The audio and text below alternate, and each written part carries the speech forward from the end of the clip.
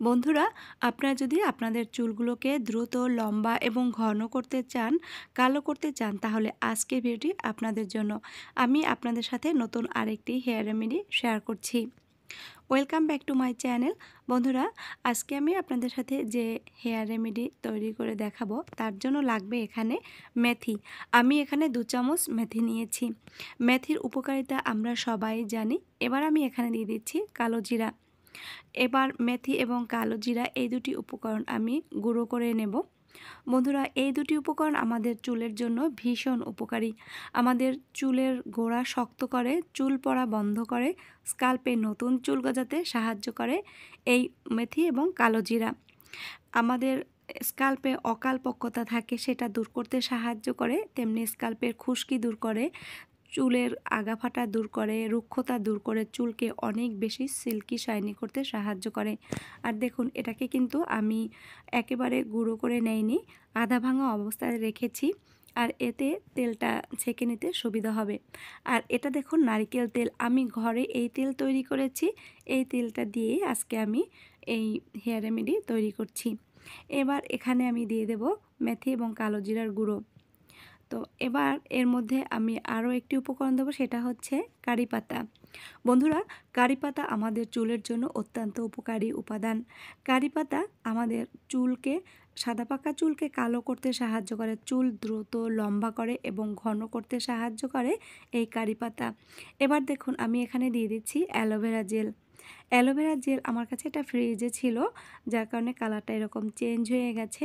বন্ধুরা, aloe vera gel আমাদের চুলকে অনেক বেশি সিল্কি শাইনি করতে সাহায্য করে, চুলের গোড়া মজবুত করে, চুল পড়া বন্ধ করে। আর তারপরে আমি দিয়ে দিচ্ছি আমলকি।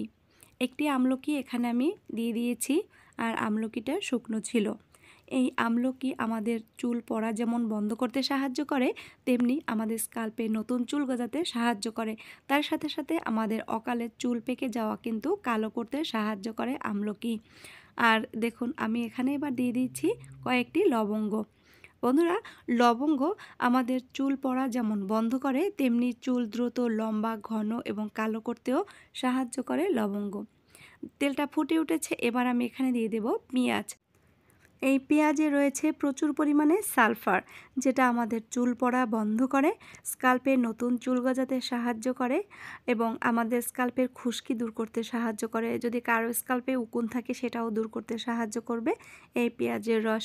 পেঁয়াজের রসটা ঝাঁঝালো থাকে, যার কারণে আমাদের স্কাল্পের ফাঙ্গাল ইনফেকশনগুলো দূর করতে সাহায্য করে।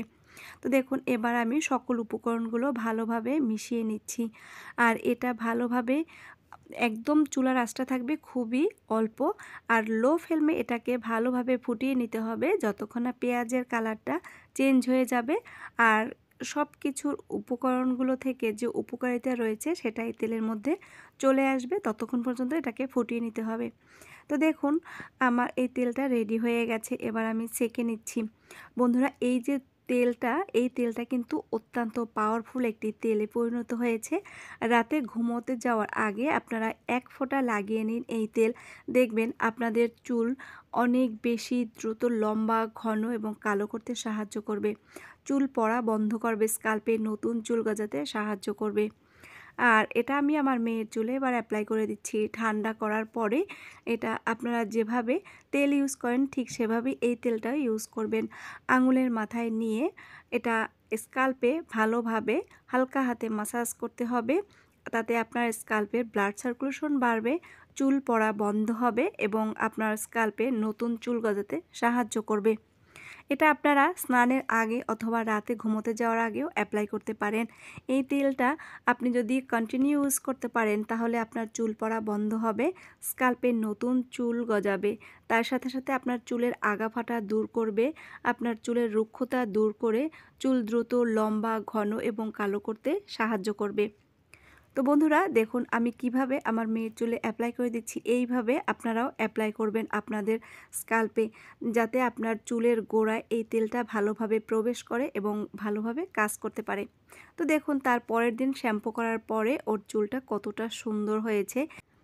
আপনারা এই তেলটা এভাবে কন্টিনিউ ইউজ করেন, দেখবেন আপনাদের চুলের সকল সমস্যা দূর হয়ে চুলটা অনেক বেশি সুন্দর, উজ্জ্বল, ঝলমলে হবে। তো বন্ধুরা, আজকের ভিডিওটি ভালো লাগলে অবশ্যই চ্যানেলটা সাবস্ক্রাইব করে রাখবেন। সবাই ভালো থাকবেন। বাই।